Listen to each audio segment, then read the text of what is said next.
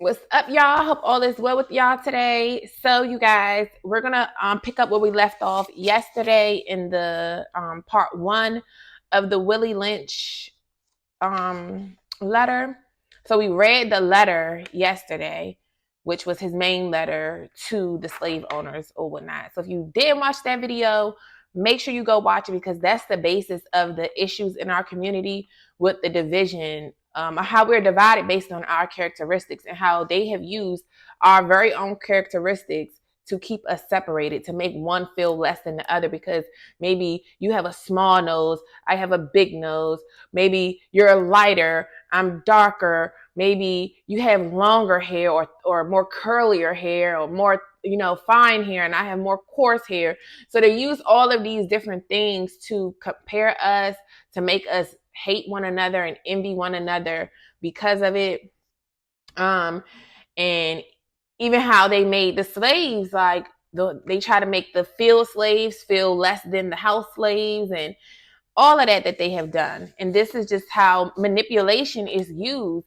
Gaslighting, that's what I'm saying. Narcissism has been running rampant forever because everybody wants to be God. Everybody wants to have that power. But like I was saying in the video yesterday, and a lot of the stuff that has come upon us, it was a part of the curse. So God has allowed some of these things to happen to us because of our rebellion against him. And I was just watching this video that came across my homepage this morning about the Rastafarian, how Rastafarians live in Jamaica. It was a really, really great video. I really love that because I really kind of want to live off the grid too. But yet I like the Americanized way of living as far as the modern houses and stuff like that. But I do want to live off the grid. But if you live off the grid, you can't have water coming into your house. You can't have like the public sewage system attached to your house. You got to really do your own thing. But I thought it was so dope the way they was doing it. Like how they really be living out there. I think it's the Rastas, how they live. And a lot of stuff that he said in the video, the actual Rasta that was giving the tour, he said some things that made me be like, how do you guys continue to reject the Bible, but your whole basis of living and a lot of the things y'all do are stemming from biblical principle? So I wrote down some notes, and I'm gonna talk about that in like probably a separate video because people just want to. It's like I just don't get it. I don't know why people are so against the Bible, but then your whole basis of living it's off of the Bible. Like, how do you quote the Bible and then say you don't believe in the Bible? Like, but whatever. And I also understand that God has given people over to other gods. Like, so, sometimes even with like this letter, as like I was saying yesterday, I was mad when I first read this, but then I had to understand, like, you want to be mad at what you're learning and what you're hearing, but a lot of this stuff would have never came on us had we just obeyed the Lord our God because he chose us as a people. And that's the one thing. And that's literally what Old Testament is about, is literally a story of the ancestors of how God gave them the great land. He gave them land. He gave them stuff. And because of their rebellion, because they would listen to others and not God, now you got it taken away from you. You was disobedient. It's for disobedience. It's for disobedience. Just like as parents, if our children listen to their friends versus us and they get themselves into some trouble, don't come looking at me. Don't come looking at me. I told you what not to do and you disobeyed me and listened to outsiders. So now you're going to have to catch your punishment that you catch. And that's kind of how God has done us. We're literally his children. And until we understand that, a lot of this stuff won't keep happening to us because we won't get it together. And somebody in the comments yesterday in that video said, they have faith that, we're going to turn over a new leaf for our community. And I believe so too. I mean, it's written in the Bible. It's written that we're going to get it together. But every time I get on social media, y'all, because sometimes I really be in here like, God, I be like, what are we going to do? What are we going to do with your people? Like, I just be feeling like we so far gone that it's like, oh man, can we really get it together? But I have faith in us because I think a lot of us, it's just we perish for a lack of knowledge just because we don't know better. And then sometimes it's just because we have a rebellious spirit on us. We want to do, humans really think that we can just do what we want to do. This is what got us into this mess in the first place. We just want to do what we want to do. Just like as parents, you see when your teenagers they just want to do what they want to do. Even the little ones. My little baby, 2 years old, she just want to do what she want to do. And as soon as you bust your little butt, you coming over here want me kiss it. And you want me. I told you not to do that. But you just want to do what you want to do. No, telling me no. But when you fall and bust your butt, now you come crying to me. And now, all right, I'm going to let you know. But I'm going to help you. But I told you not to do that. I told you to stop. Told you to stay out my closet off the shelf. Now that they ain't gonna flashlight, they fell on you. Like, I'm like, I told you to stop doing that. You keep getting your chair, trying to go climb on top of my stuff. But people don't want to listen. And I was saying to God, I be like, God, what are we gonna do? What are we gonna do? What are we gonna do with your people? I just be like, God, help me. This help me. And this is why he needs all of us. That's why I say as chosen ones, if you are the black sheep of your family, if you are the one that's set apart, you're set apart for a reason.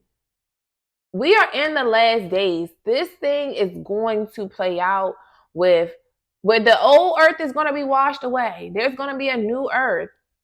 There's going to be a new earth. And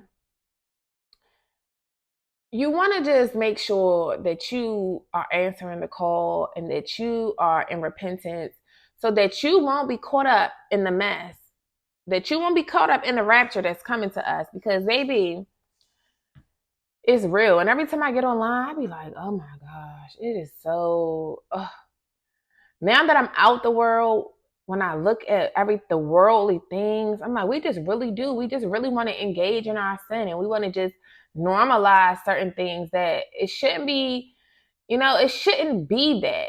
But we got these rebellious spirits and we want to just do what we want to do.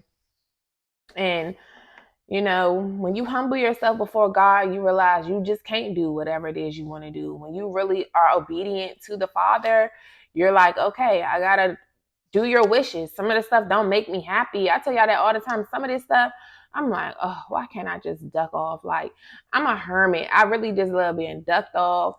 Me being online and all of that stuff, sometimes I just be like, oh, I don't even really want to be up here. But I also do love to teach and love to, give wisdom and knowledge that I know, because I want to help other people. I want to help awaken people. That is what I want to do. But sometimes I'll be like, I don't really want to be up here like that. I just want to duck off, get my own acres, and start my own, live off the grid. I just really want to go completely off the grid. Just be ducked off in my own land, planting in my garden, just living away from the people. I promise if I have, and then it makes it more difficult too because I have children and I don't want them to be so isolated because I'm isolated. So it's like I be forced to get out into the world, so I can let them experience things, But anyhow, we're gonna start reading this. And another thing that I wanted to say is we have to start talking about history in our families. I feel like an orphan because I'm like, I don't know anything. Like, how do I not know nothing? I'm up here before I got on here. I'm up here researching my last name, Joyner, because I don't know where I come from. And I know your last name holds weight. Your last name is your family legacy and it traced back to generations before you. It's important to know where you come from. And I don't have a real close relationship with my dad or whatnot. And even him, his parents died when he was young. And I don't know if he knew about his family. I don't know if my mom really knew about her family like that. And right before we really stopped talking, we just had started to talk about my great grandmother's mother, because they had found like a book or something. I don't know, but I really do probably need to like get up with her and try to see if I can get that book. But we need to start talking in our families. It's like, what do we be talking about when we go to family reunions and when we link up with family on a holiday? It's like, what is really being talked about, amongst family, because we're not learning our history. Grandparents' job is to teach the next generation, but if we don't know, What are we going to pass on? We're supposed to pass it on, pass the baton, like pass on the information so we know our roots and know where we come from. And that's just how I feel. I'm like, I don't have a relationship with my grandmother. My dad's parents, they gone. They died when he was young. And then my grandmother, it's a bridge, it's a barrier because she's hearing impaired, she's deaf, she doesn't speak or she can't hear. And that's another thing. Like, I'm really just I teach my kids some sign language, and I'm trying to increase my sign language better because I really want to become really fluent in sign language. I think that is something that we all should be learning. That should be in school. We should be teaching that to our children, especially if you have like autistic children or children that can't speak well. So that they can communicate with you. Even anything can happen to us and we can lose our voice. We can lose our hearing. Anything can happen. And you can have a malfunction of the brain that tells that particular body part to do what it's supposed to do. And we should have another way to communicate. I think that is something that we really should be teaching our children. And when I start my schools, baby, best believe my little kids, my children in my schools, that is something that these kids going to be learning. They're going to be learning that stuff. We have to like rewrite our life. And I just feel like for us, especially as Black people, we are so stripped from our roots. It's like we're so Americanized. We're so Europeanized. If that's not a word, but it's like we're so washed into them. And the fact that I see people that still be trying to say, Black women act like, they don't, it's like they criticize us for being who we are, as if we're supposed to, if we're supposed to try to mesh and be like other nations. We're not them. If you know your word, that's the one thing we got in trouble for, because God never called us here to try to blend in with other nations. We're set apart for a reason. Like I said in that other video the other day, we are the black sheep of the human race for a reason. We're set apart. We're called here on a certain assignment. And a lot of us are so busy trying to live other people's lives, other people's assignments, that we can't walk in ours. You're too ashamed of who you are, too ashamed of the stigma against you, that you can't even recreate and redefine who you are and learn. But we don't know because we don't talk about this stuff in our families. We don't talk about this stuff, and we need to start talking about it. And that's how I just feel. I'm like, I don't know nothing. I only know a little bit. My family is like rooted, from what I know, most of them is in Rocky Mount, Virginia, because when we go down the country, that's where everybody is. And we're not really connected to them like that. I only know a couple of them down there because the one summer I went to stay down there, and the times when like me and my other cousins, God rest their soul, when we would go down there, we hang around only just like a certain of them. But I don't really know much. I do know that we got our own cemetery. Like my great grandmother and I think like her husband, they own, like, even her house is still there. She died last year at 104 years old, and her house is still there, and all her land or whatnot. And then across the street, they own that whole. It's like trailers on the land, and that's just what I really am into, that type of stuff. Like, I want to be able to do that too. So I feel like it's some greatness within my bloodline. I'm pretty sure it's also some wickedness in the bloodline. But we want to, break those generational curses, break all the wickedness, any oaths that my ancestors signed with the devil, baby. We want to break that. I denounce that. We're not a part of that anymore. Like, I'm changing that whole narrative. But on the good side of it, I love that. Like, most families ain't saying that they got a whole cemetery, but on that land across the street from my grandmother's house, they allow people to rent out trailers over there. And my aunt Alice, well, she passed, but her daughter now, they still live in that trailer over there. And then on down more back into the back, it's a cemetery where like my grandmother and her husband and a couple other people have been buried there. But I know my mama says she don't want to be buried down there. But it's just like, we don't really know our roots. We don't really know a lot. So, I mean, I know that much because I've been there and I've seen the cemetery and stuff, and I've been in, seen that little stuff, but I don't really know much about my family. And the only part of us that's in DC is my grandmother. So her and Um, so it's just my grandmother and her children in DC, and then their children, which is us, me, my brother, my cousins and stuff. We the ones that's in DC. I think at one point my grandmother, I believe that they had also lived in DC at one point, like my great grandmother and my great aunt. I know that they had two lived in DC for a period of time and then went back to Rocky Mount or whatnot. But this is the stuff that is like crazy that we don't even know our own history. And if you do, you cherish it. But we need to know. We need to know these things so we can pass it on. We need to know where we come from. It's impossible to really know who you are, but you don't know where you come from. You don't really know why you do the things you do. You don't really know. I think that it's important to know that stuff.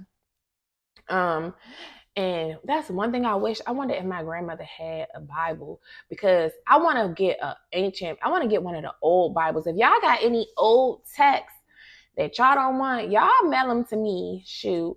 If y'all go to any yard sales and stuff and y'all see any like, ancient texts, especially like the Bible, I really want to get my hands on an old Bible, like from the 1800s, 1700s, type 1600s, because I came across yesterday on YouTube, a guy was showing he had one of I think the first King James version of the Bible, and it was like this thick, and it had the Apocrypha in there. So when people say that this is non-canonical or whatever they be saying about this, I know it's not true. I know that it actually used to be a part of the Bible, because his Bible, the page he opened it, like he just opened it, and it was on Maccabees. Maccabees is in here. And I was just like, Maccabees been coming across it been like coming across into my face lately a lot. And I'm like, I know I must need to get into that book too.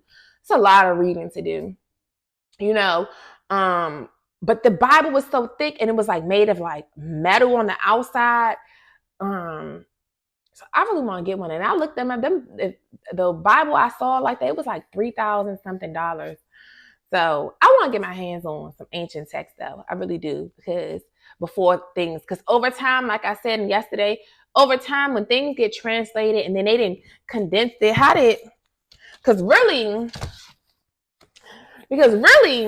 the Bible, the real Bible supposed to be these two thick Bibles together, one thick Bible. But now we just got this little puny thing. But one thing about it, even with this alone has a lot of vital information in it that I see why they say all you kind of really need is this, but it's gaps. Like, we don't even know about the story of Adam and Eve for real in here. So even with that's why I got that book, and I got to read about, I want to know where stuff began. I want to know the life of these people. And like I said, because I relate to a lot of the lives of the characters in the book, I know it's true to it because I'm living the same life too in modern day. That's why I be like, who am I? And that's why it makes me, as I read this, I just be questioning like, who am I? Who am I? I definitely know I'm connected to Abraham because the way Abraham, as I be reading about Abraham, I'm like, this is definitely one of my forefathers for sure. Which Abraham is overall religion. That's supposed to be the father of religion, what all these three main religions is based upon. And I just know, because I'm like, dang, I asked some of the same things that Abraham asked, the same journey that Abraham was sent on. God is sending me on that same stuff. I ask these same questions. I refer to God in the same way. I'm like Abraham, so it just be making me like, who am I? And then I watched this, my girl Pretty Ball, she dropped a video yesterday, and I know I just got to talk right quick, y'all. Then we gonna get to the letter. My girl Pretty Ball, she dropped a video yesterday. She had said something about like history. And her video was definitely for me. It was like something like keep. So if you found that you interested in like a topic or something, keep researching it, keep doing what you're doing on it, basically. Like, and I know that was for me. And she said something about history, and really it's like his story. Like his story. So what is taught to us about history isn't necessarily truth, but it's his story. It's the story that they want us to know about the past, but everything ain't necessarily true. And what I've learned about life and about the mission of them folk wanting to push agendas on us and push narratives on us and indoctrinate us, because that's what they want. They want our children in these schools to learn what they want them to know, not what they truly need to know to survive and sustain in life and to really grow and be prosperous. They teach them what they want them to know. And anytime people teach you what they want you to know, it might not be the truth. It can be very much a lie. It can be very much told in reverse. Even I got this book right here, The Negro Rulers of Scotland and the British Isles, because I do want to know, I know they have said a lot of people, they try to make everything like whitewashed, but there's a lot of blacks that were in these high positions.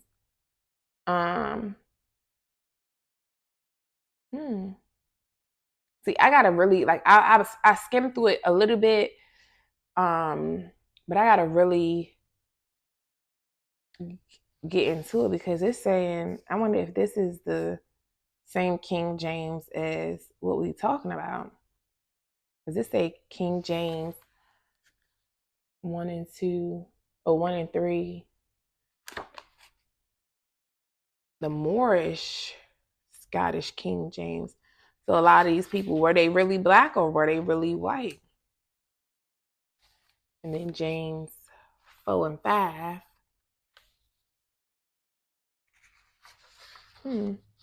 Interesting. I need to read this. It's just so much. And that's why I just be mad, because it'd be like, what do you believe at this point? But we gotta learn the truth. We don't know truth, and this is why we need to be talking. Like all this silence and stuff, it's doing us more harm than good. All we doing is passing on curses, passing on delinquent minds, impoverished minds, because we're not talking. We're not talking about what needs to be talked about. We sitting around talking about everybody else, gossiping about everybody else, man, acting like your ish don't stink. You so busy trying to keep an image of what your family look like that you hide in the demonic stuff that's going on in your family so that you can show up to the world like the other family. The whole time you and that other family got that same wicked stuff going on in your families. Because a lot of times you coming from the same, a lot of us, we don't even know, a lot of us coming from the same dang on bloodlines and stuff, because we marrying cousins and all type of crazy stuff because we don't know each other because we're so separated. So you go out here in the world, I didn't even know you my brother. I don't know you my long lost brother or my long lost cousin. Now we get together, we having babies in there. It's just a mess because we don't know. We don't know. We doing all this lust and making babies all over the place. It's just a mess. It's a hot mess. But I know, that's why I was like, I'm trying to look up, what's my name? My name is Joyner. And I know it's not a lot of Joyners out here. I mean, obviously it's some, but that's not a common last name that you just hear like a Johnson or, something like that. And I remember this girl in school when we was in high school, and we found out, her name was Kiera. And when we found out both our name was Joyner, we was like, girl, we must be cousins because there's not many Joyners out here. So, and then Tom Joyner. People used to be like, are you related to Tom Joyner? I don't know. I might be. So I was just doing some research on that beforehand. But we really need to know, figure out where your last names come from. But a lot of this stuff, we done got names from slavery and stuff that we done been stripped, so stripped of our identity that we don't know who we are. It's like, how did it just baffles me. But anyways, y'all, let's get into it because we almost 30 minutes in and I ain't even start reading. So we on Let's Make a Slave. So let's go ahead and read this. We're gonna read Let's Make a Slave and Cardinal Principles for Making a N-Word. And this, wait till we get to that part. So let's go ahead and get into it. So it says, let's make a slave. It was the interest and business of slaveholders to study human nature, like I do, and the slave nature in particular, with a view to practical results. I and many of them attained astonishing proficiency in this direction. They had to deal not with earth, wood, and stone, but with men, and by every regard they had for their own safety and prosperity, they needed to know the material on which they were to work. Conscious of the injustice and wrong, they were every hour perpetuating and knowing what they themselves would do. Were they the victims of such wrongs? They were constantly looking for the first signs of the dreaded retribution. They watched, therefore, with skilled and practiced eyes and learned to read with great accuracy the state of mind and heart of the slave through his sable face. Unusual sobriety, apparent abstractions, sullenness, and indifference indeed. Any move out of the common was afforded ground for suspicion and inquiry. Frederick Douglass' Let's Make a Slave is a study of the scientific process of a man breaking in slave making. It describes the rationale and results of the Anglo-Saxon ideas and methods of ensuring the master-slave relationship. And that was something before, when I was just looking at my last name, it was saying something about the Anglo-Saxons. It's sad because I just feel like I'm starting from scratch because I don't know no history. And that's pretty pathetic. That's because I ain't pay attention in history class. I hated history. I don't know what I used to be doing in school because I definitely wasn't paying attention. I used to just sit right in the back.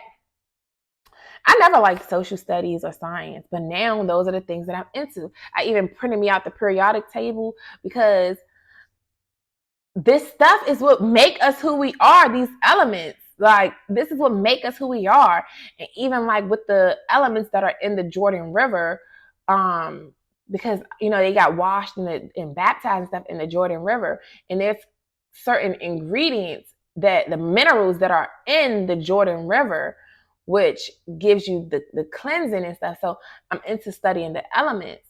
It's just so funny how life just comes full circle, because now I used to be into about math and reading a little bit, but not really reading. I didn't like reading. I didn't like nothing but kind of math a little bit. But now I'm into history and science because it's important. It's important to know, because if you don't know who you are, you leave it up to other people to tell you who you are, and they try to give you an identity. No, you give your own self identity. God gives you identity, not these people. So it describes the rationale and results of the Anglo-Saxon ideas and methods of ensuring the master-slave relationship. So it says, let's make a slave. The original and development of a social being called the N-word. Let us make a slave. What do we need? First of all, we need a black N-word man, a pregnant N-word woman, and her baby N-word boy. It says, what do we need? So they're trying to figure out how to make a slave. Let's make a slave. What do we need? First of all, we need a black N-word man and a pregnant N-word woman and her baby N-word boy. So a black man, a black pregnant woman, and her black baby boy. Second, we will use the same basic principle that we use in breaking a horse, combined with some more sustaining factors. What we do with horses is that we break them from one form of life to another. That is, we reduce them from their natural state in nature. Do y'all hear that? This was the thing, like I was just saying, we don't know our roots. We have been stripped from our natural state in nature. It says, what do we do with horses is that we break them from one form of life to another. That is, we reduce them from their natural state in nature. Whereas nature provides them with natural capacity to take care of their offspring. So our natural instinct is to take care of our offspring. Every mammal does it. The animals, all the wild animals, it is natural instinct for a mama bear and a daddy bear, mama cub, lion and lioness to want to take care, the mamas to take care of their offspring. Where it's supposed to be innate for us to do that. And this is, so let's keep reading. So it says, whereas nature provides them with the natural capacity to take care of their offspring, We break that natural string of independence from them and thereby create a dependency status so that we may be able to get from them useful production for our business and pleasure. So it's all about, that's what I'm saying. The world is about business. It's about business. The whole colonizing, the whole everything, every war that goes on is really business. It's trying to acquire more wealth, more land. They're trying to get rights to other people's land so you can build up the wealth for your nation, to build up your economy, the overall wealth of your nation. All of this stuff was for economic profit. And they made great use of us. Like they still do. We're great economic profit. They use us. It's like pimping us for dear life.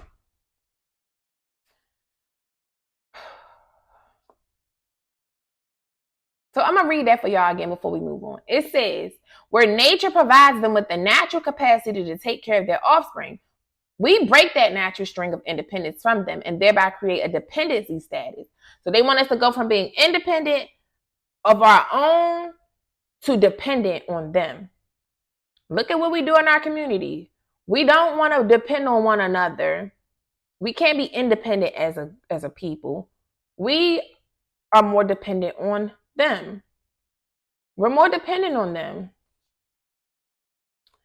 You know, I mean, when I observe, because it's like now, you know, everywhere I go, that's why I be saying, like, you know, I go in H Mart, I go in everybody else's stores. I go in Fiesta Mart, like that's the Hispanics, their grocery store. The H Mart is all the Asians are in there. I be like maybe like me and one other black person in these stores. And I just to observe. I mean, I like to get some stuff out of there, obviously. But just be to observe. And then even up the street, like the Indians got they like market. The Africans that will come here, they come from other places. They come here and set up their own shops for the people that live here like them to go and shop there. I've never seen a black owned grocery store. So we need to be coming together to make those, period. We got to do this. I can't do it all by myself. I need y'all help. We got to come and help one another. I need y'all help. I can't own everything. I can't do everything by myself.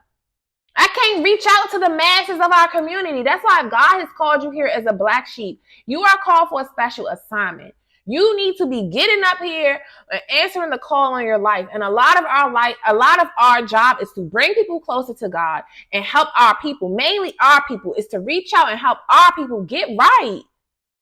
We have to get right. So we have to do the work ourselves. We have to allow God to send us into isolation ourselves first so he can prune us, clean us up, show us the way, tell us what our assignment is, give us a new name, give us our identity, show us what our birthright is. It's time to claim your birthright. That's what a Pretty Boss video was about yesterday. I was like, so timely. So timely.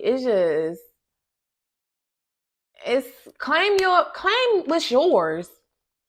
Everything that they have stolen from us, it's time to buy back the block for real. Take yours back. Like, take it back. Don't steal my stuff. Give it back. Period.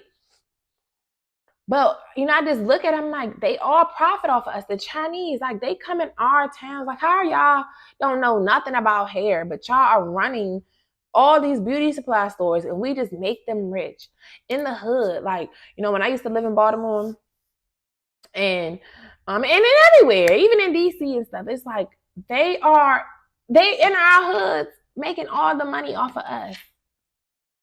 All the money. But one thing about black people is we so choosy. We act like we don't take full advantage of the fact that we are citizens of the promised land. Like this was our birthright to be here in the promised land. That was a part of our birthright as the chosen people. Us going into slavery and everything, it all worked out for our greater good. Because one thing about it is everything that's meant for evil, God will turn it around for your good. Sometimes that's why he will allow the evil to happen to you, because he knows what it's going to do for you in the end. It's to make sure that the prophecy comes to pass. The prophecy must come to pass. It must come to pass. And oftentimes, it takes for that evil stuff to happen to push you. It takes for that to happen, to push you into your purpose, to push you into your calling, to get you to answer the call over your life. That's what it takes. You got to be backed into the corner. So you got no choice but to fight back and claim what's yours. But I just be like, they take over everything. They own all these stores that we go and spend our money with, and they're not our people. They don't, but they study us. You see what they say here? It was our interest in business of the slaveholders to study human nature, and the slave nature in particular. They study us. They study us. The Chinese study us. I remember when I was in a beauty supply group, and the girl, like a lot of the women that own beauty supply stores, they was talking about how the Asian would come in there trying to look and see, like, because they see that they stores in town. And mind you, they are a competitor basically, but they have more access to stuff. They make it harder for us to get a lot of the product and stuff that they get to sell to us, like, because they don't want us tapping into our own industry that is ours. Really, they got ownership over it, and it's like ridiculous. It's like ridiculous. We have to start coming together because they make the buying limits higher. So you might got to spend like $50,000 just to buy some hair, different types of hair from them, like Bobby Boss hair and all types of, y'all know the hair that be in a beauty supply store. And they make it harder because they make higher limits. We don't have that kind of capital. We don't have that kind of money to buy that when we trying to, create a store, unless we all come together. And that's the importance of us coming together. But if we can't trust one another, like I said in the part 1 of this video, the whole plan, like he said, was to create distrust, envy. It says, I shall assure you that distrust is stronger than trust, and envy stronger than adulation, respect, or admiration.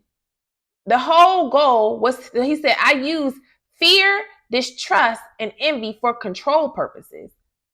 And if we don't trust one another, we can't come together with one another to even bring our money together, because we believe that somebody will snake us out because it's shade. And I believe that too. It's like, I don't even trust coming together with some of my own family. Don't even trust coming together with these dudes, because it's like people just get greedy and they willing to, instead of helping us build the business up to the point where it get to really get the cash flowing, and then you can, let's break even first, and then you get your half, I get my half. Like, let's really get the business running. But people be trying to take from the business and spend the business money before you can even get it going. Like, we got to get this thing up and running and get it flowing first. Then you get to take some money for yourself. But it ain't time to take your money for yourself until you get the business to a point where it's really, running like it needs to be.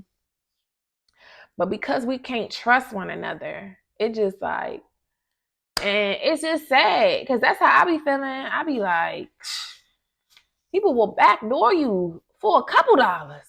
Imagine hundreds of thousands of dollars. They will backdoor you for $200, for $20. It's like, it's pathetic. But like they said, their whole objective, it says, to break that natural string of independence from them, thereby create a dependency status so that we may be able to get from them useful production for our business and pleasure. So now, cardinal principles for making a N-word. It says, for fear that our future generations may not understand the principles of breaking both of the beasts together, the N-word and the horse, we understand that short-range planning economics results in periodic economic chaos, so that to avoid turmoil in the economy, it requires us to have breadth and depth in long-range comprehensive planning, articulating both skilled, sharp perceptions. We lay down the following principles for long-range comprehensive economic planning. Both horse and N-words is no good to the economy in the wild or natural state. So this is, listen here. They said both horses, and because mind you, they're relating us to horses. Like it said up here, it says we will use the same basic principles that we use in breaking a horse. Okay? combined with some more sustaining factors. So that's what they said under Let's Make a Slave. So now we're down here under the principles for making a N-word. So it says, we lay down the following principles for long-range comprehensive economic planning. Both horses and N-words is no good to the economy in the wild or natural state.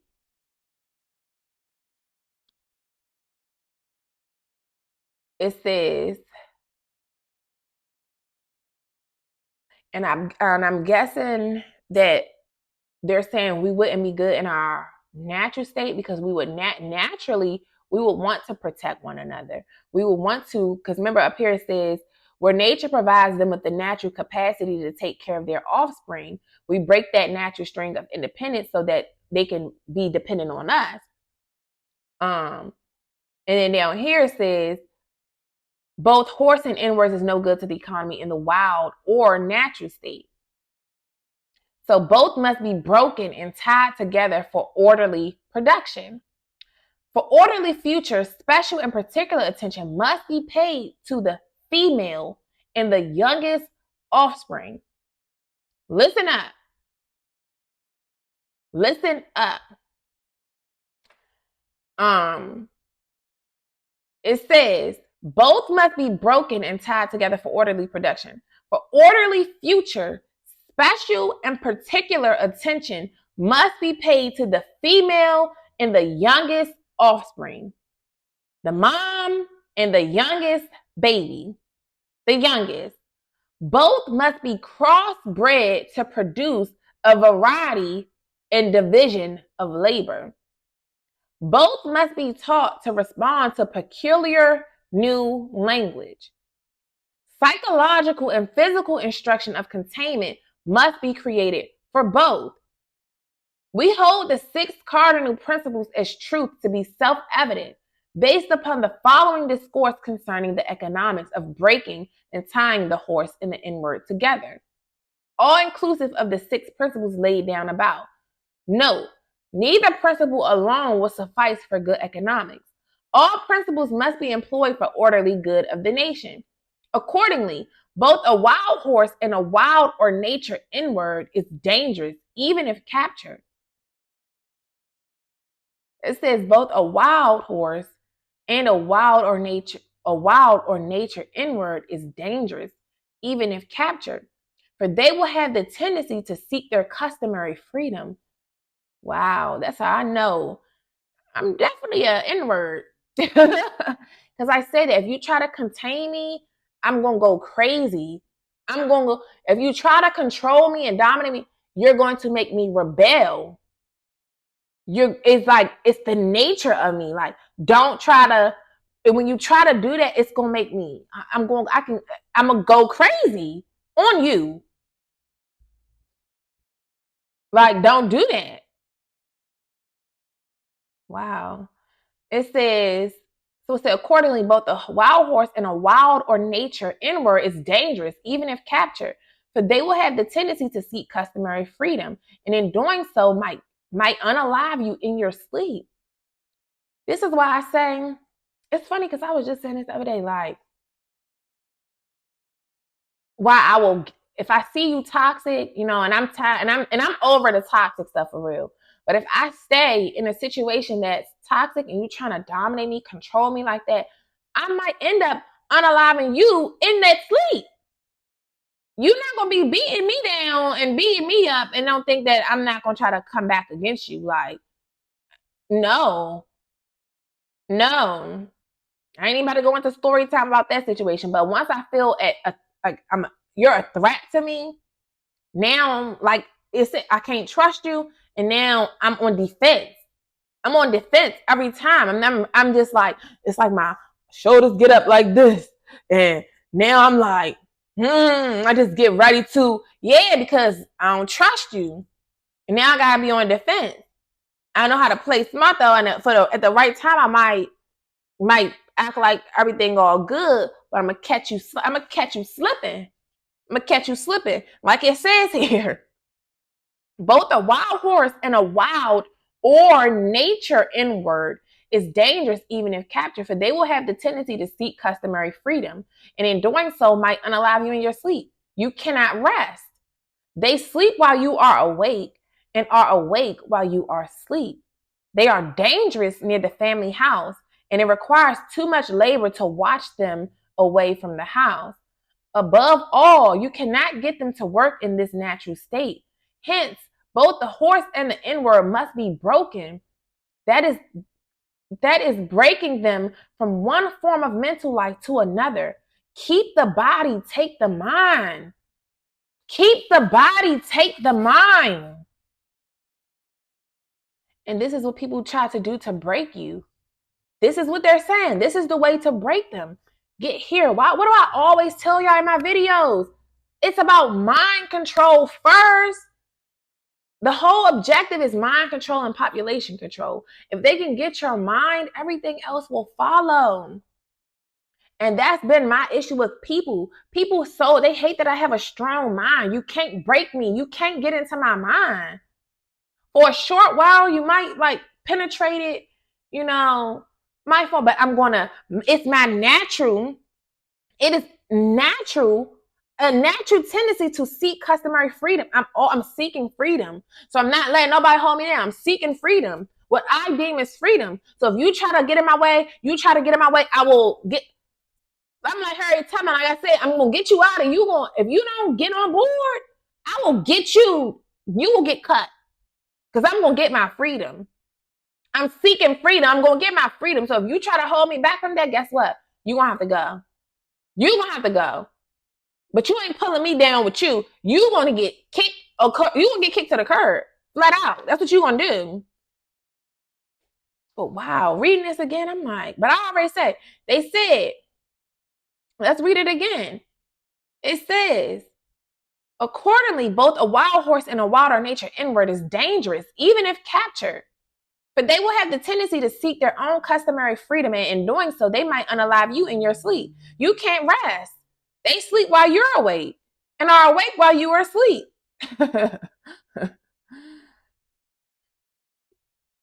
They are dangerous. They're dangerous near the family house, and it requires too much labor to watch them away from the house. Yeah, because now you're going to have to pay somebody or have somebody to watch over them, just so that you make sure that they ain't trying to get to you or trying to do what they want to do or try to escape. You got to have to keep somebody watching over them. Above all, you cannot get them to work in this natural state. Hence, both the horse and the inward must be broken.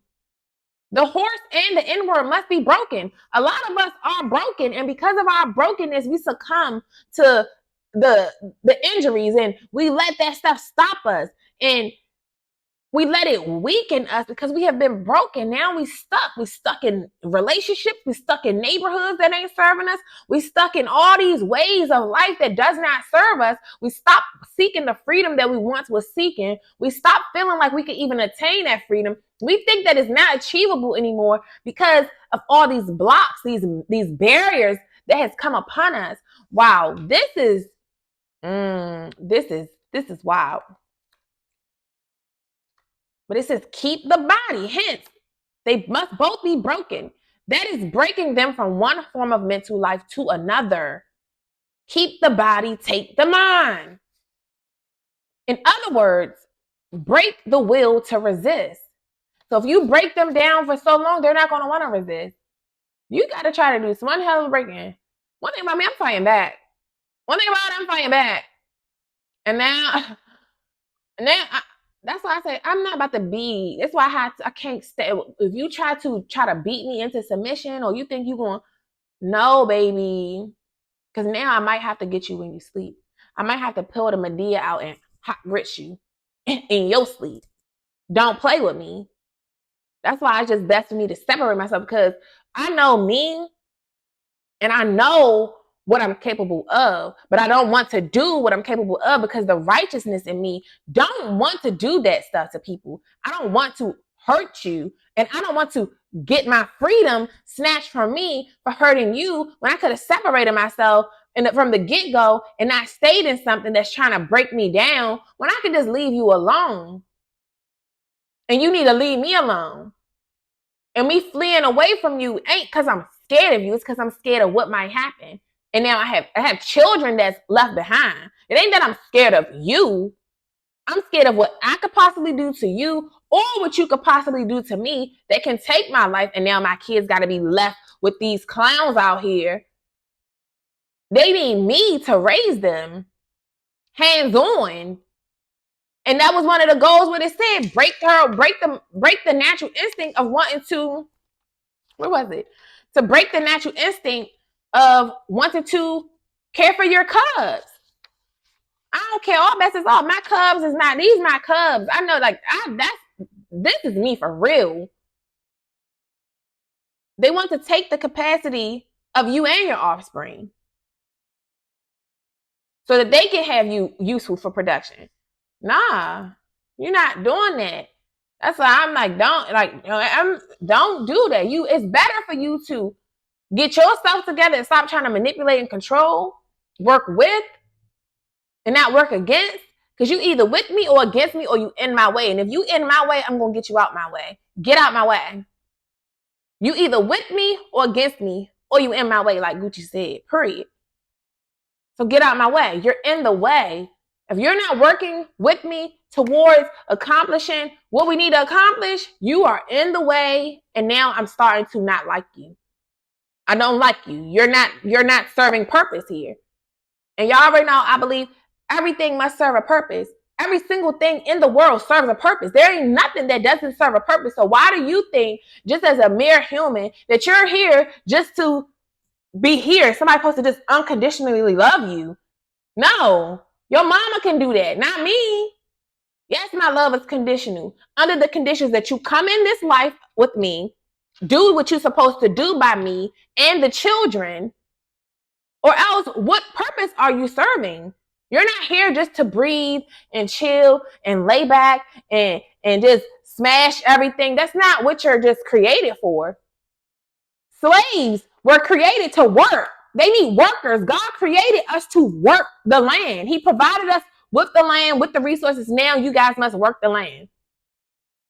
That's the whole reason for reproduction, is to get these humans to produce, to be fruitful and multiply, not just to be having kids, just to be having them all around just for nothing. No, they're here to work the land. Cain and Abel, the first two children, they were here. Abel was here to be the shepherd over the sheep. Cain was here to till the ground. He was the farmer. Mama in the house, making sure the house together. When the boys is outside tilling the ground, doing everything, they bring it back to her. It's supposed to, you're not here just for nothing. And wait till we get, I don't know, that's probably gonna be in the next video with the N-word marriage unit. How they, tried to break us, what that really was about. That's why I said people don't really even understand what marriage is truly about. It's supposed to be economic benefit. It ain't nothing about love. We were not created in this world just to love. We're here. God's assignment for us here is to carry out his will. The vision that he had and the creation that he made, he wanted to see it come to its most fullest production, how he saw and how he envisioned it to be. That's why every generation has something that they're supposed to be doing. Everybody here is to serve a purpose. You're not here just to be chilling around, doing nothing, smoking all day, watching TV all day. No, that's not what you're here to do. Even it was somebody whose job was here to create that TV for you to watch. And then actually end up distracting you from what you really need to be doing.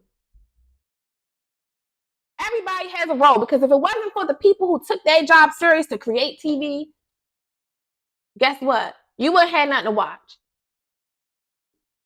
Everything God does, nothing is here for a purpose. This desk I have, these books, papers here for a reason. Like, everything here is for a reason. It's not just here just for nothing. So when people think that you get into marriage for love, you get into relationships just for love, and everything's supposed to be unconditional love, no. It's about purpose. And people can care for you. Love is a feeling backed by an action. So when you feel a way about a person, you care about a person, you do things to nurture that person. You do things to pour into something to grow it. Love is supposed to be water. It's supposed to be nurturing. It's supposed to produce growth, not to break you down. That's not love. Anyway, that's this crap. Want to break it down. It's giving you a slave owner. It's what you think you are. You're supposed to be doing it, feeding each other, pouring into each other, watering each other, trying to grow each other. Not one person trying to corrupt the other person's brain. You're trying to keep the body, take the mind. Take their mind so that you can use their body just as a dump for whatever you want to use it for. Don't ever come around here thinking you get unconditional love. I don't unconditional love nothing. You don't do what you're supposed to do. I can care about you. I care about your well-being, but you don't got to stay around here. And I'm not going to keep nurturing you. You go somewhere else and get that nurturing. I'm going to nurture what pours into me. I'm not. Nah. Get somebody else to do it because I'm not. And that's why they be mad. So, and butt hurt in their feelings because I don't operate like that. Sorry. You're here for a purpose. If you're not serving, you don't get to serve the purpose that you want to serve in someone's life. You serve the purpose that they need you for, that they need you there for. You don't get to love people how you want to love them. You love them how they need to be loved, or else it's not received as love. And you wonder why they don't believe you love them, because what they need from you, you're not able to give that to them. So they don't perceive that as love. You give them what you want to give. That's like right now, if I need a kidney transplant and you come over here and bring me a dang on brain, I can't put that brain here. I need a kidney. You trying to bring me a brain. I need a kidney. Or a kidney down here. Wherever it's at. I need a new heart. You trying to bring me a kidney. You don't get the brain. What good is it going to do if that's not what I need, bruh? What are you doing? You're wasting your time and my time because I'm dying and you're not able to sustain me because you're bringing the wrong thing. You can't pour into me. Anyhow, let's keep going. So this video will end up getting a little long. We're going to stop it here, and then the next one, we're going not right here. I'm going to finish reading the rest, and then we're going to do the breaking process of the African woman in the next video. And then so I already told y'all it's going to be a series, and that's because I actually started off yapping. But this is stuff that we need to talk about. This is information that we need to talk about. And yeah. So let's finish reading. So it says, now the breaking process is the same for both the horse and the N-word. So mind you, they always comparing us to something. They use animals, other animals and other creatures like the rats in the housing project with Calhoun's rat experiment. They use these things and they implement it on us mere humans. They implement it on us. So they test on the animals and the creatures and all that. Then they come and use it on us. They're human guinea pigs. So now the breaking process is the same for both the horse and the N-word, only slightly varying in degrees. But as we said before, there is an art in long-range economic planning. You must keep your eye and thoughts on the female and the offspring of the horse and the N-word. You must keep your eye and thoughts on the female and the offspring of the horse and the N-word. A brief discourse in offspring development will shed light on the key to sound economic principles. Pay little attention to the generation of original breaking, but concentrate on future generation. I told y'all, this is why they get to the kids while they're young. This is why I say the devil be after our children's innocence and because if you harm the children in their youth, you mess them up for life. You already mess with their brain. And we're going to get to that part. Like, this is why stay tuned for the rest of this article, bruh. Like the mental illness. Wait till we get to, which part is it? The warning of possible interloping negatives. I think that's the part it's on. I mean, it's in. But to see how, it's the corruption of the mind. It's corruption of the mind. That's why I say it's mind over matter every time. Get out your feelings. Use your brain. Mind over matter. It ain't about your feelings all the time. Your feelings gonna get you hurt. Your feelings gonna lead you to situations. Your feelings. You need some mind power. You need mind power. And the best way to get mind power is reading, learning. Always remain a student of life, because the more you know, the more you're able to defeat the enemy and have all the tricks of the enemy. The more you know. What did we say? What did God say? For my people are destroyed for a lack of knowledge. My people are destroyed from a lack of knowledge. Because when you don't know better, you can't do better. And even when you know better and still choose not to do better, okay, then use a fool. Use a fool at that point. And any destruction that comes to you because you want to be a stiff neck. What is the scripture? I'm going to put the scripture up here about that. Those who want to remain stiff neck, they will soon be destroyed. You want to remain stiff neck, even when you know better, you still want to, I'm just going to do what I want to do because I have a rebellious spirit. I'm just going to do what I want to do. Okay, say less. Don't come crying, bro, when you fall and hit your butt. Don't come crying.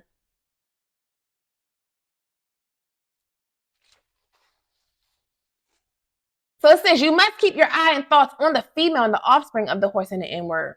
A brief discourse on offspring development will shed light on the key to sound economic principles. Pay little attention to the generation of original breaking, but concentrate on future generation. Therefore, if you break the female mother, she will break the offspring in its early years of development. And when the offspring is old enough to work, she will deliver it up to you.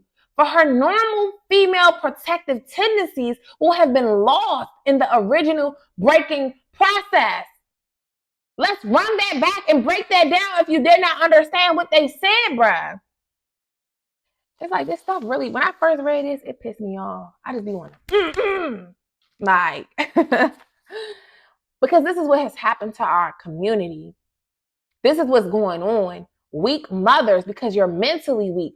All that strong stuff. This is why they say now, they don't care if you want to be a boss chick. They don't care like you going to get these degrees. Men always going to win over us because they easily can manipulate you. We need to guard our ear gates. Guard your ear gates. You need to be praying for protection over your ears so that you're not easily swayed by manipulation that come out these fools' mouths and come into your ear gates and penetrate going up to your brain. Stop listening to that fluff. Listening to these dreams that people be selling you. Because the whole objective is to mess with your mind. Mess with your mind. That's why they don't care. That's why they laugh at us. Even our men, they like, y'all swear y'all getting so much money. You getting all this money, but you with this type of a dude who do this to you, who keeping you mentally weak, spiritually weak. He breaking you down, and he don't even got to do nothing. Men don't even really have to put their hands on you to break you down. They don't even really have to put their hands on you to break you down. For real, all they got to do is get in your head. All they got to do is start messing with you here, making you feel like you're not as pretty as you think you are when you look in the mirror. And they make you feel like you're not as smart as you think you are, because they like, if you was really smart, you will understand the mind games that I'm playing on you. So I tell these fools at this point, bro, don't try to play mind games with me, because you're the one going to drive yourself crazy like Boo the Fool do. You try to play mind games on you, not knowing the whole time I was hit since day one. I've been onto your game. But I let it play out, because for one, I did want my baby. I wanted a baby. And I didn't have my kids before 30 like I wanted. And I don't have it no more. I really wanted a son. But I said, I'm just not going to be getting no son. Especially because, I'm good with my 2 children. But you try to play the fool, and I showed you the only fool the whole time because you try to play, but not knowing that I'm queen of mind games. Like, I don't like to play mind games, but I know how to play mind games very well. I understand this manipulation stuff very well. And that's why I think for me, like, the worst thing, that's why when somebody insult my intelligence, that's like almost punching me in the face. That's like spitting on me. That's how I take that. When you try to insult my intelligence, you try to play like I'm dumb, when you could just be honest. Even at the stores, I realized that be one of my triggers. Liars trigger the heck out of me. It triggers me. And I'm like, you could just tell the truth. You could just say what you really feel. You could just say what it really is versus lying. You could just say that you're lazy and don't want to do your job. You could just, instead you want to play with me, try to make me feel like the fool. Now you make me want to turn up on you. I feel like that's the worst of me, and that's why I separate myself from liars, because that's what triggers me. Because you're trying to manipulate me, but all you're doing is making me realize I can't trust you. It's once again triggering the fact that I can't trust you. Because if you're going to lie about something like this, if you lie about stupid stuff, if you lying like this, it's like, how can I trust you when you're a liar? And they see that stuff as something small, but something to me that is bigger than anything. That's bigger than stealing money from me, because you're trying to mess with my brain. That's a part of me. That's something that's always going to be with me no matter what monetary status that I have. My brain, you trying to mess with this? You trying to mess with this? This is one thing that I be praying, thanking God for every single day, because my brain, I never want to lose my brain. I never want to lose it. I never want to lose it. That's why I train it. You got to keep your mind on a leash. Because if you don't keep your mind on a leash, it will go this way and that way. You got to yank that joint back, keep it on a leash for real. Which is why you got to stay working it. You can't just let it get caught up into online, all into everybody else's business, all into like, you got to keep the majority of your brain focus in. You got to keep it on a leash. You got to keep it structured. You got to keep it disciplined. Your brain is like a stray dog. It can easily just go away and go this way and go that way. You got to keep it. You got to contain it. And it's by what you allow to come into it. What's coming into your gates, because what comes into your gates, your eyes, your ears, what comes into it is what plays on here. The words that are coming out of other people's mouths, when it comes into your ears, it alters this. The things that's done to your body, coming through your vagina. Even with men, they swear that, no, what's coming, any of your entry points, you have a little hole at the tip of your meat. Any of your entrance points, your five senses, really six, because our skin is a scent too. It's a gateway too. Your pores are open. It's a skin. It's your biggest organ. Anything. That's why you gotta be careful about people that's around you, because the energy, they don't gotta say nothing. That's why people can say nothing and stand around you and you feel something, because you're open. And if you let these people linger around you for long enough, they will begin to penetrate you. They don't have to say nothing. It's just the energy that's within them, and you feel it, and it's just like, and they come around, you instantly get drained. It's like, oh, please you don't gotta say nothing. You ain't even say nothing. They be like, why are you mad? I ain't even say nothing. Right, it's just your whole energy that's on you. Like, ew, get it away from me. Like, you gotta pay attention to what's coming into what's around you. Your environment is what creates who you are. It creates everything. The penetration that's coming into you, everything corrupts this. It corrupts this.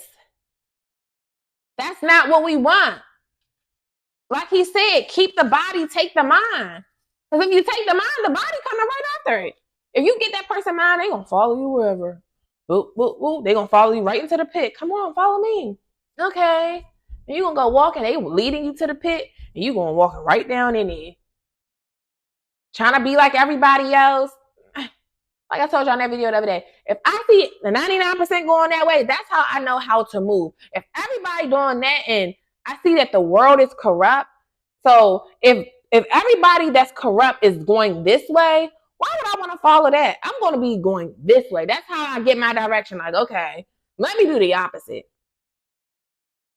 Especially in our community, I'm like, if all y'all say, it must be, I look at stuff as like, if everybody's saying something, it must be something faulty about that. It must be something faulty about that. Like, because why is everybody saying that?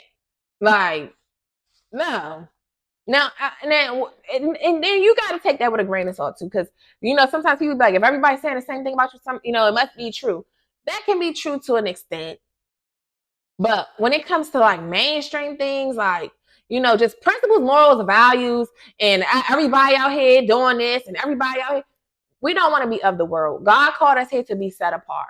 Walk your set apart life on your narrow path where the road that's less traveled. Go the road less traveled, not the road that's most traveled, because the road most traveled gonna have a bunch of ditches, a bunch of potholes, a bunch of accidents, because everybody going that way, everybody speeding, going nowhere really fast. It's gonna be too much collisions and all that mess. You don't need to travel that road. Go a different road. Go a different route where it's not that many people. You can have a clear vision, more peace as you're going. You ain't got all those obstructions in the way. Go your own way. Don't try to go the road where everybody else is going, because they going nowhere really, really fast, and they get ready to fall into the abyss. So anyhow, let's finish reading. Let's finish reading. So like I said, therefore, if you break the female mother, she will break the offspring, because women, we have a lot of power. Even if you living in a house with your mama and your daddy, your mama still has a lot of power in the house. She got power over the man. I mean, I just see it in my own life. I have influence over my children and over my men. I ain't gonna say men, over my man. I mean, I ain't got no man, but when I had, it's like I have, and still right now, I'm not even with my baby daddies, and I still got influence over them. Like, we don't understand our power. We don't understand our power. Now, that's what, and people can take advantage of the influence that they have. But me, it's not to try to tear you down. It's to instill, it's to be on a solid foundation of having principles, morals, values, having that integrity. You know? Like, no, we ain't doing that. Now, if you lead in, make sure you have principles, morals, and values. I'm gonna be easily willing to follow your flow. But if I see you straying away, that's what I'm saying. It's easy for anybody, even if you are a righteous person, even if you love God and love the Lord. If you don't stay grounded, if you're not grounded in what you do daily, you don't make stuff a daily thing for you, you will easily get led astray off your narrow path too. Anybody. That's why I always gotta stay in my word and stay focused and stay away from the goofiness. Stay off a line so much, depending on what it is. Like, I might get on there and see some stuff, but mostly it's like staying focused on what I got to do, not getting too distracted and caught up into everybody else's life, because then you get, it's easy to get your mind shifted, and for people to have, like, the mind is like a baby. It's like an offspring itself. It can easily be told what to do, easily molded, and you got to be careful. You got to keep your mind on a leash. Got to keep it on a leash. But it said, so therefore, if you break the female mother, she will break the offspring in its early years of development. Might be happening. You, from the little child, you pouring this BS into your children's head. And when the offspring is old enough to work, she will deliver it up to you. Right. Sacrificing your kids. That's honestly what that is. You give here, hand it over to you. Hand it over to you, because I'm tired. I didn't did enough. We give our kids away at 18. As if their brains is really ready for the real world at 18. They don't know nothing. You legally can be on your parents' insurance to the age of 26 because your frontal lobe is not fully developed. So why at 18 do you think that they're ready for the world? They're ready to be released to the world and sacrificed to the world. Why? They're not. Which is why some of these older men, they go after 18, 19-year-old girls, because they know that they are not grown for real. Legal age, they might be grown, but they know their brains are not fully developed yet. They don't even have enough experience yet. Their frontal lobe is not developed yet, where they can have a sound mind, where they can make good judgment. For the most part, it's not there yet. Especially if they already been used and taken advantage of since a little kid. They already warped. Their mind has already been, because we're training our children's minds daily by what we're feeding them, with the food, with knowledge, with the environment, what's going on in the house. You're molding them of what they accept and what they know as love, what they know as how a household is supposed to be ran. Like, we're from this very age, from them being infants. Children are connected to the mother from the womb. Even as infants, I told y'all in that one video, as infants, you could feel a disconnect with your parent. If you're not around your mom, you feel a disconnect. You grew in this woman's belly. You were connected to her through the umbilical cord for all these months. So yes, when you come out and you don't feel that connection, it messes with their brain from infants. Y'all gotta watch that video. I forgot what it was called, but it was showing how the infant, I think the baby was like 1 maybe or a couple months, but he was sitting up and able to eat. When the mother was like being sweet to him, being nurturing to him, he was better. He was, more in tune. He was pointing in, and she was paying when she was paying attention to him, the baby was better. The baby was thriving more, and the baby wasn't crying so much. Not even say crying so much, but when the baby saw that the mom is paying attention to his cues, because the babies have cues. That's why they cry and do this stuff. They're looking for your attention, and if you ignore them, that makes them feel, it starts to build a disconnect, because the nurturer that's supposed to come and tend to them is not doing so. But when you engage with your baby, they feel connected to you. Even us as big adults, we feel connected to people that engage with us.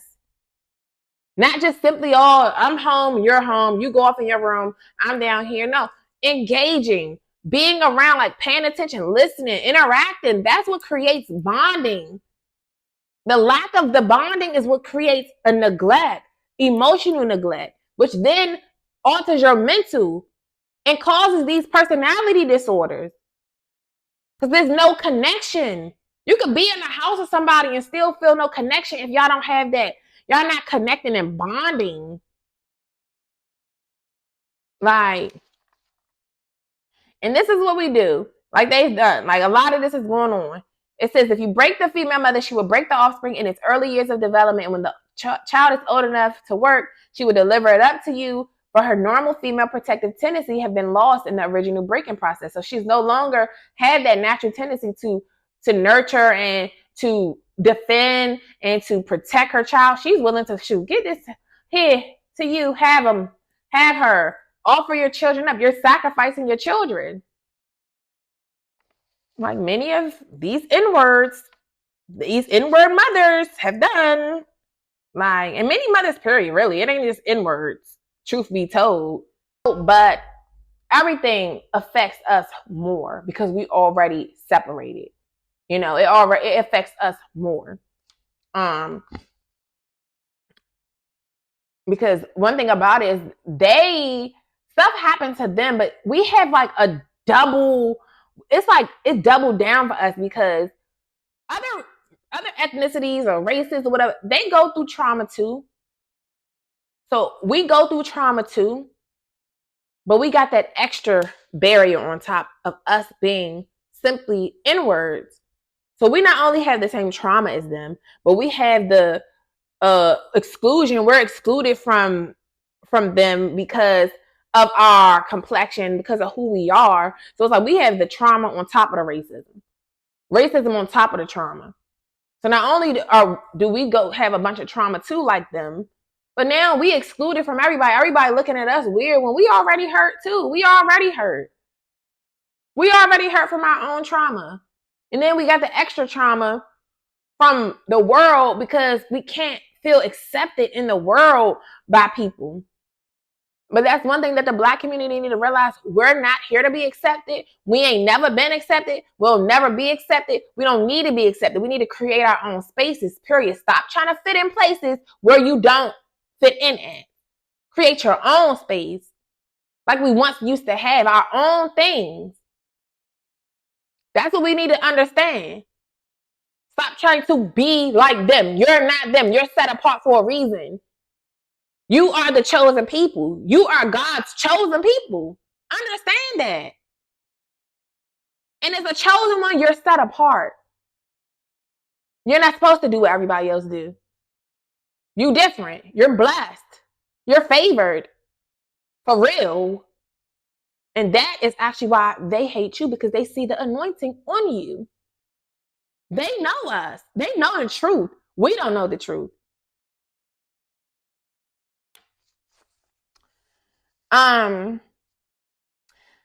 So it says, for example, take the case of the wild stud horse, a female horse, and an already infant horse, and compare the breaking process with two captured inward males in their natural state. A pregnant inward woman with her infant offspring. Take the stud horse, break him for limited containment. Completely break the female horse until she becomes very gentle. Whereas you or anybody can ride her in her comfort. Yeah, like trying to break you down so you can become weak, where anybody can use you and take advantage of you. Breed the mare and the stud until you have the desired offspring. Then you can turn the stud to freedom until you need him again. Train the female horse whereby she will eat out of your hand, and she will in turn train the infant horse to eat out of your hand also. Mm-hmm. When it comes to breaking the uncivilized inward, use the same process, but vary the degree and step up the pressure. Not step up the pressure. So the same tactics that they use on these animals, they're using them on us. And they say just vary the degree. There's just certain variances that you got to just alter it a little bit different and apply more pressure than you did to those animals. So as to do a complete reversal of the mind. A complete reversal of the mind. Take the meanest and most restless inward, strip him of his clothes in front of the remaining male inwards. Is this not what they did in slavery to our men? Strip them in front of us? Let's finish reading. Strip him of his clothes in front of the remaining male inwards to emasculate him. The female and the inward infant tar and feather him, tie each leg to a different horse facing opposite directions, set him afire, and beat both horses to pull him apart in front of the remaining inward. Totally emasculate him, torture him, emasculate him in front of everybody. The next step is to take a bullwhip and beat the remaining inward male to the point of death in front of the female and the infant. This is what has happened to us. This is the next step is to take a bullwhip and beat the remaining inward male to the point of death in front of the female and the infant.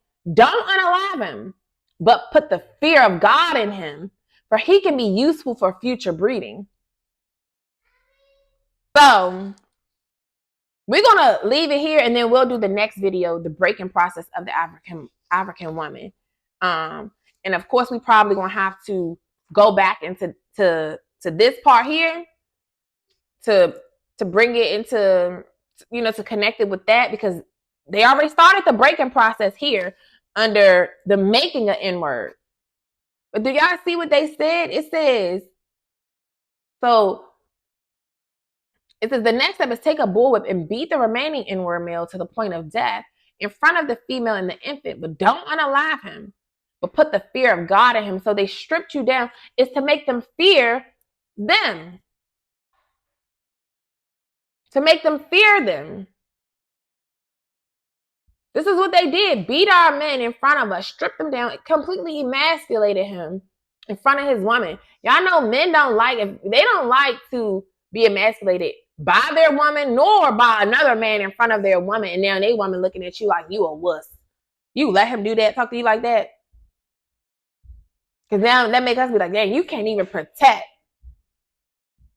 And it's in your natural nature to protect. But as we see what they said, they wanted to completely reverse, a complete reversal of the mind.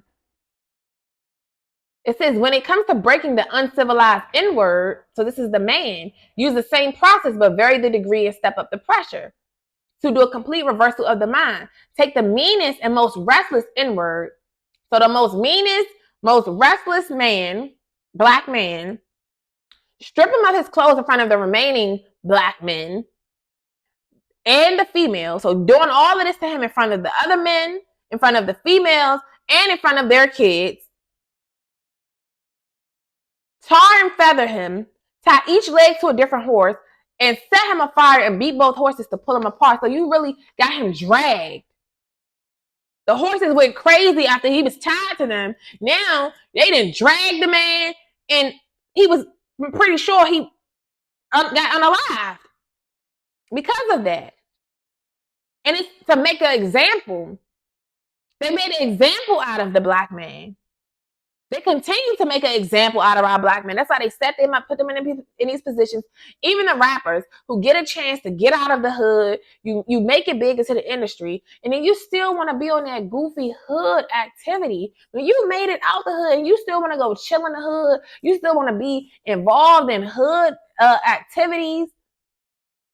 When you made it out, and guess what? The system made an example of you, like they did Lucci. Now they doing it to Young Thug, and the whole YSL going down. They making examples out of you.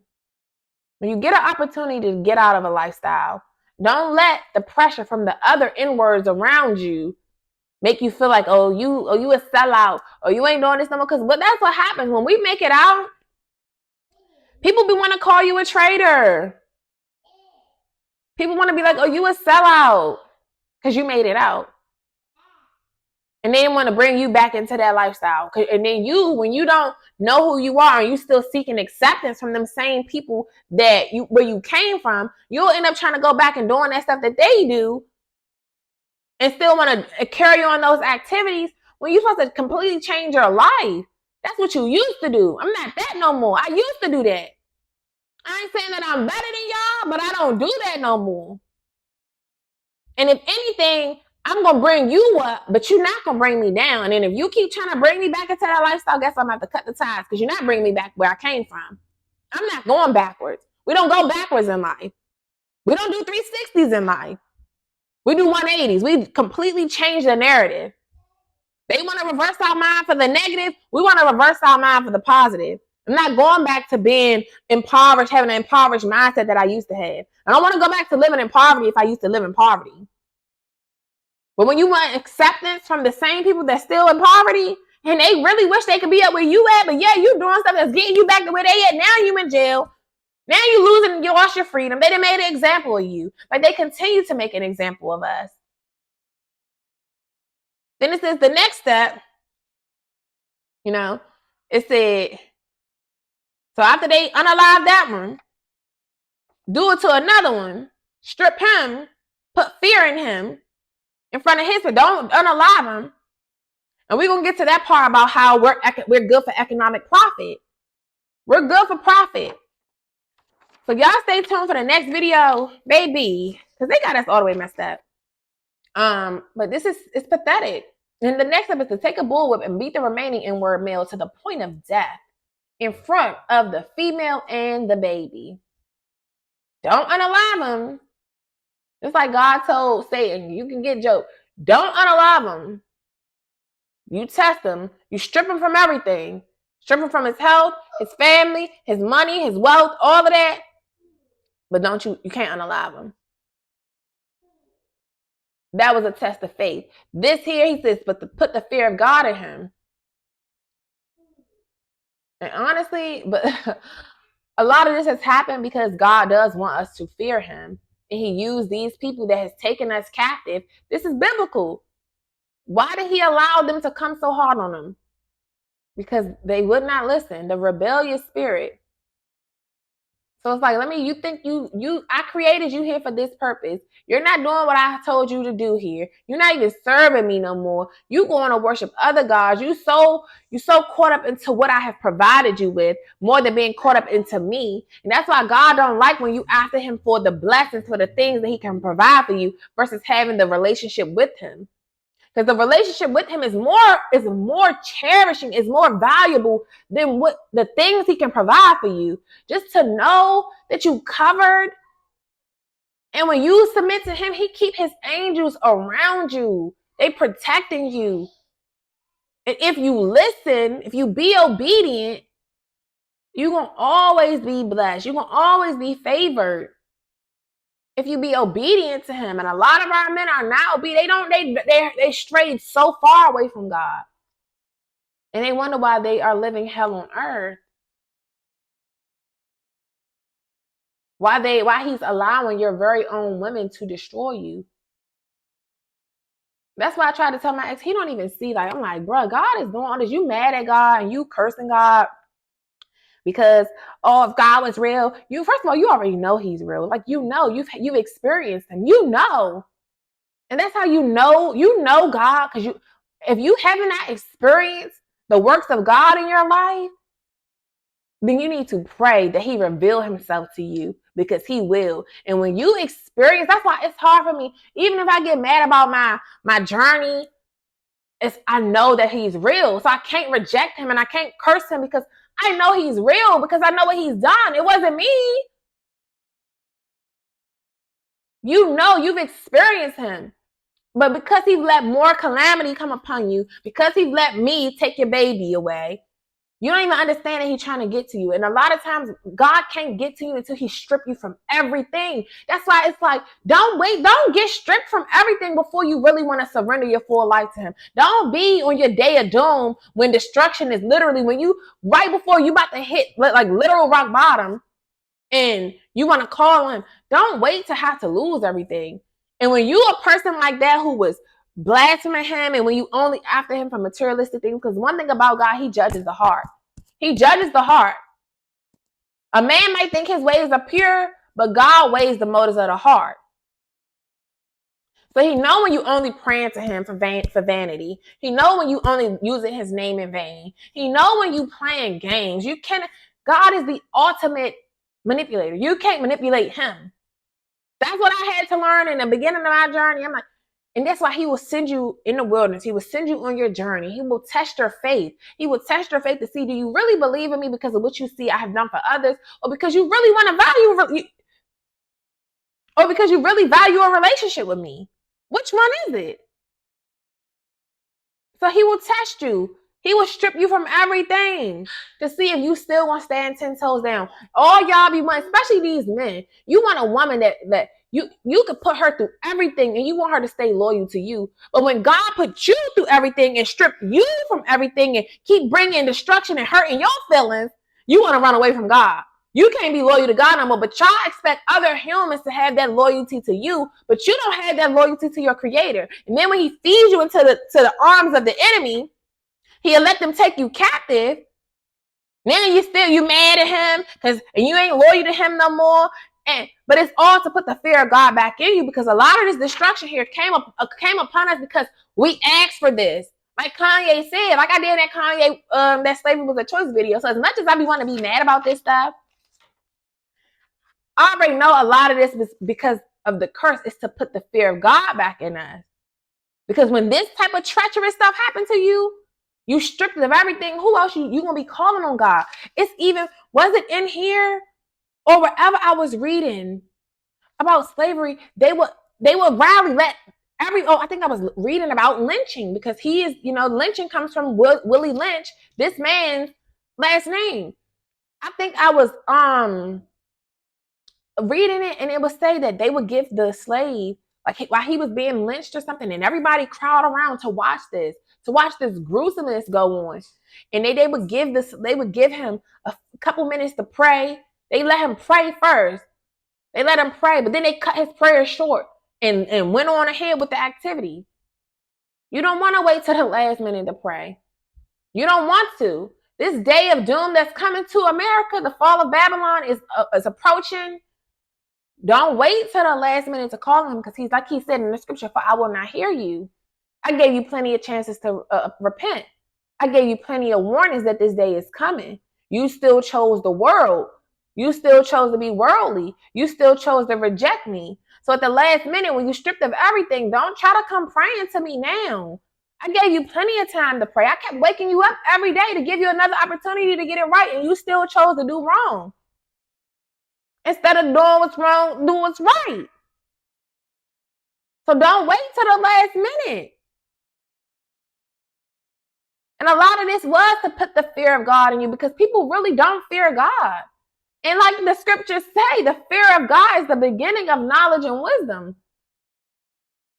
Because when you fear God, it's just certain things you won't do. All these people that do evil things out here, when you fear God, it's just certain things you won't do, because you like, I'm going to get in trouble. I know somebody is watching. I know somebody is watching. God is watching. The eyes of the Lord are in every place, beholding the good and the evil. God is seeing everything. God got our vision. God can see between your house. He can see under the covers. He can see in the closet. So it ain't nothing that you think you getting away with. When you think you hiding out from people, when you think ain't nobody seeing me, somebody always watching you. Understand that. The watchers are watching. They're watching. Well, they the ones that fell from heaven, but the other angels are still watching. This is God's, this is his world. Satan may be the ruler of down here on the physical earth because God has allowed him. But in the air up above, that's God's turf, and he's watching everything. He runs it. Really, Satan got to move to the beat of his drum. All the creation, anything that you pray into that's other than the Most High, all of them must serve God. Because God created everything. You know? So, what time is it? Oh, it's 11:59. All right, y'all. So I got a meeting. So we're gonna pick the rest of this up in the next video. But y'all take this as food for thought. And then next video, we're going to do the breaking of the African woman. So we already started talking about it a little bit, but we're gonna go further into it about how breaking the woman, like we already said, and how if she feed her kids out to the world, if you break the kids while they are young, you mess them up for life. That's why the attack is on children.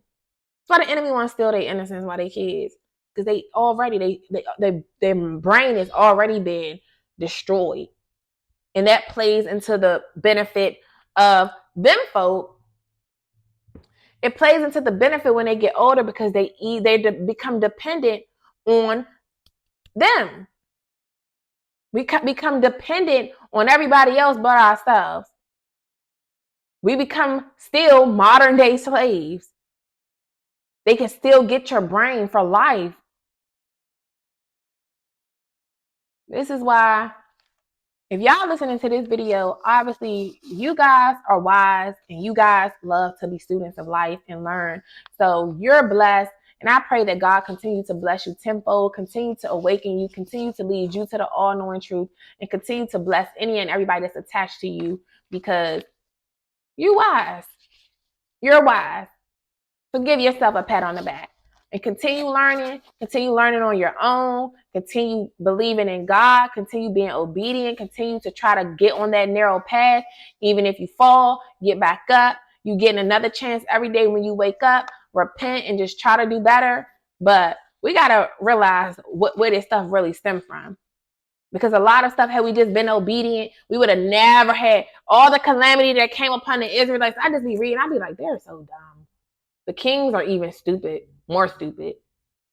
And of course, if you got a trifling king, trifling leaders corrupt nations. They corrupt the people under it, because if they corrupt, they're going to corrupt the people under it, because you're going to be having them to do things that work in your favor as if you're the God when you ain't God. Now you got people following behind your bullcrap, and like God did to them in here. All right, the king going down, but so is all those Israelites, because they did what that king told them to do. And guess what? Guess who asked for a king? The Israelites asked for the king and Samuel, like we did in that Slavery Was a Choice video.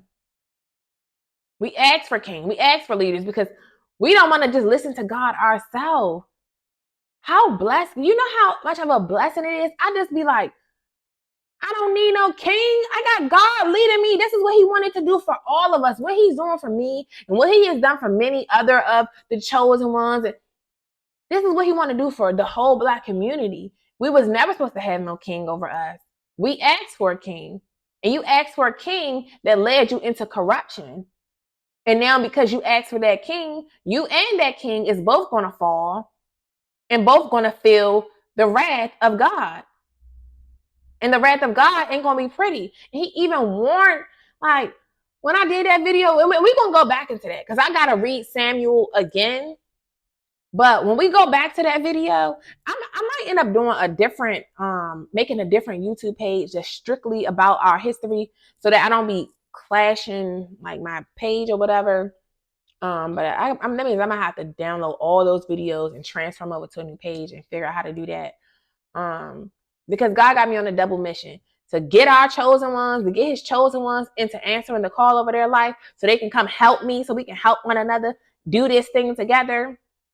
That way we can lead the rest of our people out of darkness and get back our inheritance, get back what's ours that was owed to us, because we have a birthright to be the head and not the tail. So we have to get it together to be that. And I need other people to help me reach out to everybody, because everybody not going to listen to me. Everybody not going to watch my videos. But it's people that's going to watch you. And that's why he needs y'all to be bold and be brave and step up and speak up. Stop being silenced. You're the truth teller for a reason. You know? But a lot of this has come upon us because we asked for kings who are trifling and they do wicked things. And now they get us to do wicked things. And I will go into that whole thing like Roe versus Wade. Things that's abomination to the Lord. They promote all things that's an abomination to the Lord. And we fall right into the traps. And then wonder why God will hand us over and why we must suffer for those things. But it's your leaders. They leading you to corruption, you know? So, I'll see y'all in the next video because I gotta go. But we'll catch up and finish up with this tomorrow. So, deuces.